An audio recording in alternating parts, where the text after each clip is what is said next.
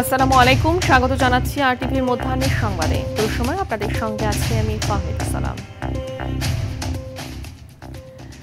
জাতিসংঘের একটি প্রতিনিধি দলের সঙ্গে বৈঠক করছেন বিএনপি মহাসচিব মির্জা ফখরুল ইসলাম আলমগীর। বেলা 11টায় গুলশানে বিএনপি চেয়ারপারসনের রাজনৈতিক কার্যালয়ে বৈঠকটি শুরু হয়।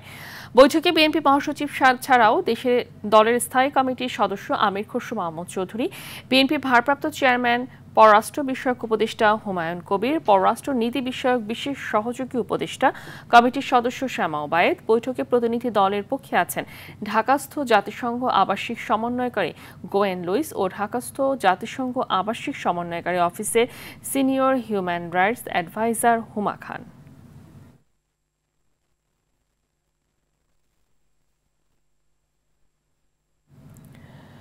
জুলাইয়ে মানবতা বিরোধী অপরাধের মামলায় আওয়ামী লীগ নেতা মাহবুবুল আলম হানিফ সহ 4 জনের বিরুদ্ধে কুষ্টিয়ায় 6 জনকে হত্যার আনুষ্ঠানিক অভিযোগপত্র দাখিল করেছে প্রসিকিউশন।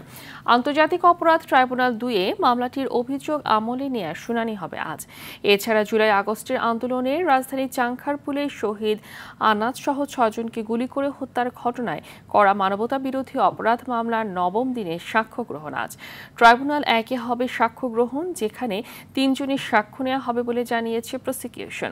এদিকে জুলাই আগস্টের গণহত্যা ও মানবতা বিরোধী অপরাধের আরেক মামলায় এনটিএমসির সাবেক মহাপরিচালক জিয়াউল হাসান, আবদুল্লাহ হিল কাফি সহ 8 জনকে সকালে ট্রাইব্যুনালে হাজির করা হয়েছে। এছাড়া মানবতা বিরোধী অপরাধের বিভিন্ন মামলায় আরও 4 জন আসামিকে ট্রাইব্যুনালে হাজির করা হয়।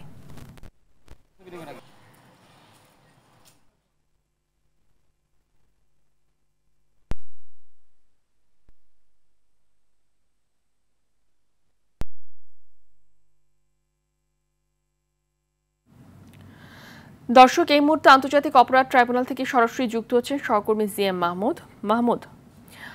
আওয়ামী লীগের যুগ্ম সাধারণ সম্পাদক মাহবুবুল আলম হানিফের মামলার শুনানি শুরু হয়েছে কিনা জানাবেন, আর ট্রাইব্যুনালের কি অবস্থা বিস্তারিত জানাবেন।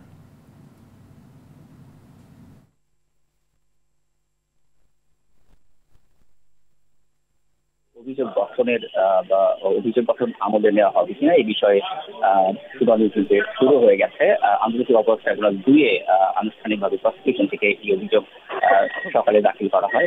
এর উপর এখন শুনানি চলছে। যদি অভিযোগ বা আমলে নেওয়া হয় এই তাহলে অভিযোগ আনুষ্ঠানিকভাবে গঠনের শুনানির উপর একটি ডেট দিবেন এবং সেই ডেট অনুযায়ী আনুষ্ঠানিক অভিযোগ গঠনের উপর শুনানি হবে এবং সেই শুনানির পরে যদি এটি আনুষ্ঠানিকভাবে অভিযোগ গঠন হয় তাহলে কিন্তু এই মামলার বিচার কার্যক্রম শুরু হয়ে যাবে। এছাড়া আন্তর্জাতিক অপরাধ ট্রাইব্যুনাল 1-এ জুলাই আন্দোলনের 5 আগস্ট রাজধানীর চাংখারপুলে শিক্ষার্থী আনাজ সহ 6 জনকে যে হত্যা করা হয়েছে হত্যা মামলায় 9ম দিনের কিছুক্ষণের মধ্যে শুরু হয়ে যাবে। আমরা দেখেছি যে প্রসিকিউটর থেকে শুরু করে আসলে বিচারকরা এজলাসে উপস্থিত হয়েছে, হয়তো কিছুক্ষণ পরই এই সাক্ষ্য শুরু হয়ে যাবে। আজ 3 জন সাক্ষী দিবেন এমন তো সংবাদ পেয়েছি। হয়তো পরবর্তী সংবাদে সাক্ষ্য গ্রহণে কি কি তথ্য বের হয়ে এলো এইসব বিষয়ে আপনাকে বিস্তারিত জানাতে পারবো। এছাড়া কিন্তু আরো কয়েকটি মামলায় বেশ কয়েকজন আসামিকে ট্রাইব্যুনালে হাজির করা হয়েছে, যেখানে এটি এনটিএমসির সাবেক মহাপরিচালক জিয়াউল হাসান, সাবেক পুলিশ কর্মকর্তা আবদুল্লাহ কাফি সহ এরকম আরো 8 জন আসামি, একই সাথে সাবেক সদস্য জান্নাতারা হেনরি সহ আওয়ামী লীগের আরো 4 জন নেতাকে কিন্তু ট্রাইব্যুনালে হাজির করা হয়েছে। অর্থাৎ আজকে ট্রাইব্যুনাল 1 এবং ট্রাইব্যুনাল 2-এ বেশ কয়েকটি মামলার বিচারিক কার্যক্রম চলছে, চলমান রয়েছে। পরবর্তী সংবাদে এই বিষয়ে আরো বিস্তারিত আপনাকে জানাতে পারবো। তো আপাতত আন্তর্জাতিক অপরাধ ট্রাইব্যুনাল থেকে এই ছিল আমাদের সর্বশেষ। ধন্যবাদ আপনাকে।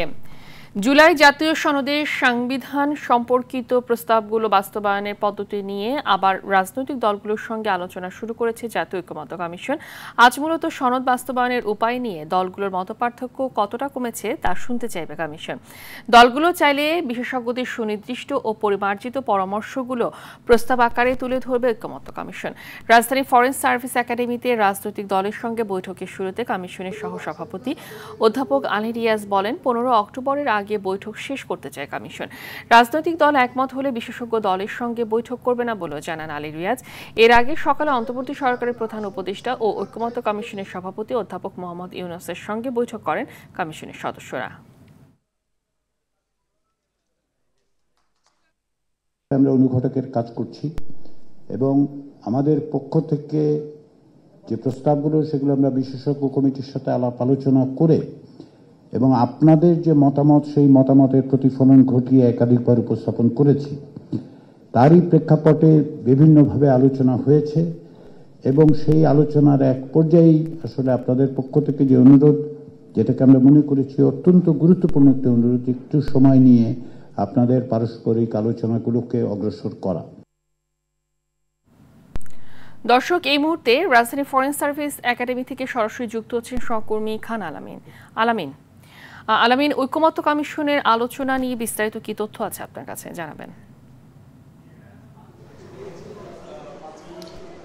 জুলাই শহীদদের দায় এবং যারা আহত হয়েছেন এবং নাগরিক রয়েছেন তাদের প্রত্যাশা, এই দুটো বিষয়কে সামনে রেখে রাজনৈতিক দলগুলো যেন আজকে একটি ঐক্যমত্যে পৌঁছে বাংলাদেশের যেই রাষ্ট্র সংস্কার প্রক্রিয়া দীর্ঘ 6 মাস ধরে ঐক্যমত্য কমিশনে আলোচনা চলছে সেটিকে চূড়ান্ত রূপ পেতে পারে সেই বিষয়ে আহ্বান জানিয়েছেন ঐক্যমত্য কমিশনের সহসভাপতি অধ্যাপক ডক্টর আলী রিয়াজ। এর মাধ্যমেই আসলে বলা যাচ্ছে যে শেষ দিনের মতো বৈঠকটি শুরু হয়েছে। যদি কোনো ধরনের ঐক্যমত্য না পৌঁছানো হয় তাহলে আসলে পরবর্তীতে কি হবে সেটি এখনো স্পষ্ট না। হয়তো আজকের বৈঠক শেষে সিদ্ধান্ত জানানো যাবে যে পরবর্তীতে আর বসা হবে কিনা। তবে আশা প্রকাশ করা হচ্ছে যে আজকের পরে আর কোনো ধরনের বৈঠক এই বাস্তবায়ন প্রক্রিয়া নিয়ে জুলাই সনদের আর হচ্ছে না। তো যেটি তিনি অধ্যাপক আলী রিয়াজ বলছিলেন যে প্রধান উপদেষ্টার সাথে সকালে কমিশনের যে সদস্যরা রয়েছেন তারা একটি বৈঠক করেছেন, কমিশনের সার্বিক অগ্রগতি তারা তুলে ধরেছেন প্রধান উপদেষ্টার কাছে। প্রধান উপদেষ্টা কেবল শুনেছেন আজকে। এবং অধ্যাপক আলী রিয়াজ আরেকটি বিষয় বলেছেন যে তারা একটি আনুষ্ঠানিক প্রক্রিয়ার মধ্য দিয়ে এই জুলাই সনদটি স্বাক্ষর করে প্রকাশ করতে চায় এবং সেজন্য যে 30টি রাজনৈতিক দল এই কমিশনের বৈঠকে অংশ নিয়েছে তাদের প্রত্যেককে চিঠি দেওয়া হয়েছে। প্রত্যেকটি রাজনৈতিক দল যেন 2 জন করে প্রতিনিধির নাম প্রস্তাব পাঠায়, তাহলে তাদেরকে নিয়ে একটি আনুষ্ঠানিক বৈঠকের আনুষ্ঠানিক অনুষ্ঠানের মাধ্যমে স্বাক্ষর করে তারপর জুলাই সনদটি চূড়ান্ত করা হবে, সেই বিষয়টি তারা বলেছেন। তো আমরা আশা করছি যে হয়তো আজকে দিন শেষে রাজনৈতিক দলগুলো একটি চূড়ান্ত মীমাংসা করতে পারবেন এই জুলাই সনদ বাস্তবায়ন প্রক্রিয়া নিয়ে। ফাহমিদা, ধন্যবাদ আপনাকে। এর আগে ঐক্যমত্য কমিশনের কাজের অগ্রগতিতে সন্তোষ প্রকাশ করেছেন প্রধান উপদেষ্টা প্রফেসর মোহাম্মদ ইউনূস। খুব শিগগিরই অন্তর্বর্তীকালীন সরকারের কাছে চূড়ান্ত প্রতিবেদন দেবে জাতীয় ঐক্যমত্য কমিশন। রাষ্ট্রীয় অতিথি ভবন যমুনায় কমিশন সভাপতি ও প্রধান উপদেষ্টা প্রফেসর মোহাম্মদ ইউনূসের নেতৃত্বে জাতীয় ঐক্যমত্য কমিশনের এক বৈঠকে একথা জানান কমিশনের সহসভাপতি অধ্যাপক আলী রিয়াজ। প্রায় ঘণ্টাব্যাপী অনুষ্ঠিত এ বৈঠকে জুলাই সনদের বিষয়বস্তু ও এর বাস্তবায়ন পদ্ধতি নিয়ে রাজনৈতিক দলগুলোর মনোভাব ও এই বিষয়ে ঐক্যমত্য কমিশনের অবস্থান সম্পর্কে সবাইকে অবহিত করা হয়।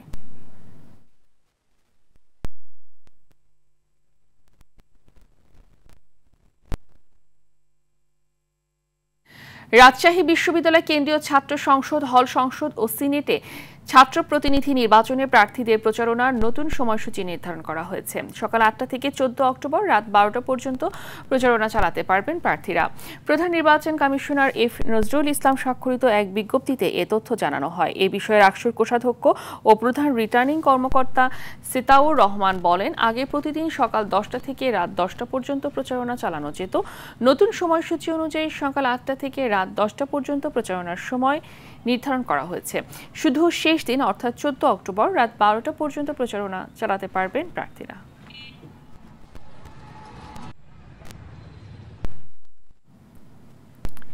এই বিষয়ে আরো জানাতে রাজশাহী বিশ্ববিদ্যালয় থেকে সরাসরি যুক্ত হচ্ছেন সহকর্মী মুস্তাফিজ। নির্বাচনের নতুন সময়সূচি নিয়ে প্রার্থীরা কোনো মন্তব্য দিয়েছেন কিনা? রাষ্ট্র নির্বাচনে জানেন আজকে যে নতুন করে সময়সীমা নির্ধারণ করা হয়েছে। যদিও সকাল 8টা থেকে প্রার্থীদের প্রচারণা করার কথা থাকলেও রাজশাহী বিশ্ববিদ্যালয় আসলে গুড়ি বৃষ্টি হচ্ছে। এর ফলে কিন্তু আমরা এখন পর্যন্ত প্রার্থীদেরকে প্রচারণা চালাতে দেখিনি। তবে ছাত্র দলের যারা মনোনীত প্রার্থী রয়েছেন তারা কিন্তু এরই মধ্যে পরিবহন মার্কেটে এসেছেন এবং কিছুক্ষণ আগেই তারা আজকে যেহেতু শিক্ষক দিবস জোহা চত্বরে গিয়েছিলেন এবং সেখানে তারা ফুল দিয়ে শ্রদ্ধা নিবেদন করেছেন। এরপরে মূলত তারা বলছেন যে হয়তোবা দুপুরের পর থেকে তারা যে আনুষ্ঠানিক যে প্রচার প্রচারণা সেটি চালাবেন এবং অন্যান্য এখনো যে সমস্ত প্রার্থী রয়েছে বিশেষ করে স্বতন্ত্র বা অন্যান্য প্রার্থী তাদেরকেও এখন পর্যন্ত আমরা দেখিনি। তবে বিচ্ছিন্নভাবে কয়েকজন প্রার্থী আমরা যতটুকু আসলে তথ্য পেয়েছি তারা বিভিন্ন হলে যাচ্ছেন, হলে গিয়ে গিয়ে তাদের যে বিভিন্ন যে প্রতিশ্রুতি রয়েছে সেগুলো আসলে ভোটারদের সামনে আসলে তুলে ধরছেন। তবে আপনি জানেন যে এই রাকসু নির্বাচন নিয়ে কিন্তু আসলে নানান সংকটময় সময় ছিল, কারণ আপনি জানেন যে গত 18 সেপ্টেম্বর বিশ্ববিদ্যালয় প্রশাসন পোষ্য কোটা ইস্যুতে কিন্তু এটি নিয়ে কিন্তু উত্তপ্ত হয়। পরবর্তীতে শিক্ষার্থীরা তার আন্দোলনের নামে এবং আপনি জানেন যে নতুন করে আসলে যে 16 অক্টোবর নির্বাচনের যে তারিখ সেটি নির্ধারণ করা হয়েছে এবং আমরা শিক্ষার্থীদের এবং আসলে যারা প্রার্থী রয়েছেন তাদের সাথে কথা বলছি, তারা বলছেন যে রাকসু নির্বাচন সঠিক সময় হবে এবং তারা সেটি আশাবাদ ব্যক্ত করেছেন। তো এই ছিল আমার কাছে রাজশাহী বিশ্ববিদ্যালয় থেকে সর্বশেষ। ধন্যবাদ আপনাকে। চট্টগ্রাম বিশ্ববিদ্যালয় কেন্দ্রীয় ছাত্র সংসদ চাকসু নির্বাচনের প্রচারণা চালাচ্ছেন প্রার্থীরা। পূজার ছুটির পর আজ বিশ্ববিদ্যালয় খোলায় প্রার্থীরা বিভিন্ন হল ও শাটল ট্রেনে করে শহর থেকে ক্যাম্পাসে আসা শিক্ষার্থীদের সঙ্গে মতবিনিময় করছেন। সকল প্যানেলের প্রার্থীরা সাধারণ শিক্ষার্থীদের কাছে তাদের অভিব্যক্তি তুলে ধরছেন। নির্বাচিত হলে ক্যাম্পাসের সমস্যা সমাধানের আশ্বাসও দিচ্ছেন তারা। ইতিমধ্যে ভোট গ্রহণের প্রস্তুতি শেষ করেছে নির্বাচন কমিশন। আগামী 15 অক্টোবর ভোট গ্রহণ অনুষ্ঠিত হবে।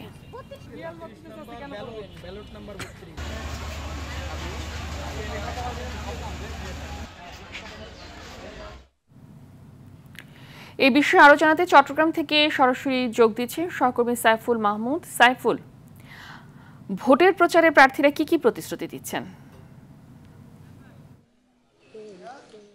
ফাহমিদা আসলে যেমনটি বলেছেন, দীর্ঘ 12 দিন পর চট্টগ্রাম বিশ্ববিদ্যালয় আসলে ক্যাম্পাস আজকে খুলেছে।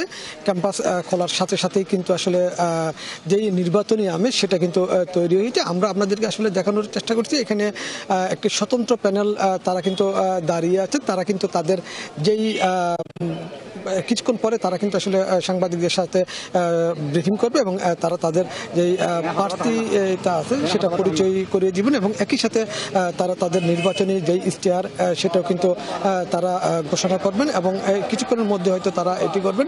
তবে যারা প্রার্থী হয়েছেন তারা কিন্তু প্রত্যেকে কিন্তু বিভিন্ন ধরনের প্রতিশ্রুতি দিতেন, বিশেষ করে আবাসিক যে সমস্যা রয়েছে সেটি তারা সমাধানের চেষ্টা করবেন এবং একই সাথে এখানে যাতায়াতের একটা সমস্যা রয়েছে সেটাও তারা সমাধানের চেষ্টা করবেন বলে বলছেন। তবে এখানে যারা প্রার্থী হয়েছেন তারা প্রত্যেকে কিন্তু আসলে সকাল থেকে কিন্তু বিভিন্ন শিক্ষার্থীদের সাথে মত বিনিময় করছেন এবং এখানে কিন্তু প্রত্যেকে কিন্তু প্রচারণার কাজে ব্যস্ত।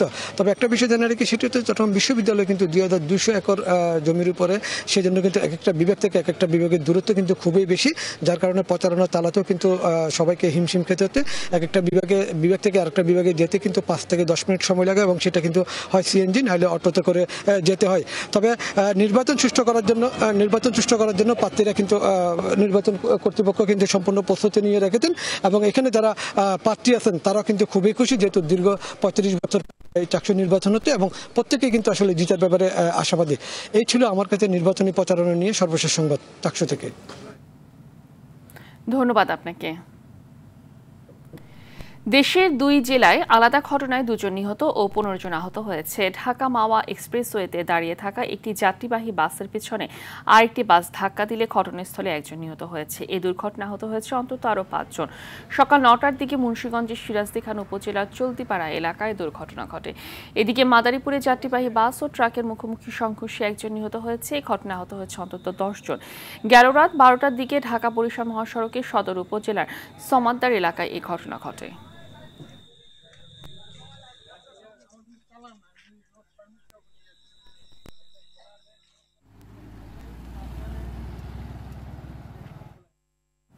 খেলার সংবাদ।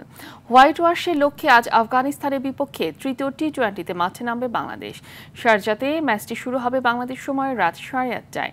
প্রথম 2 ম্যাচেই সিরিজ জয় নিশ্চিত হওয়ায় ফুরফুরে বাংলাদেশ। তৃতীয় ম্যাচের একাদশে আসতে পারে একাধিক পরিবর্তন।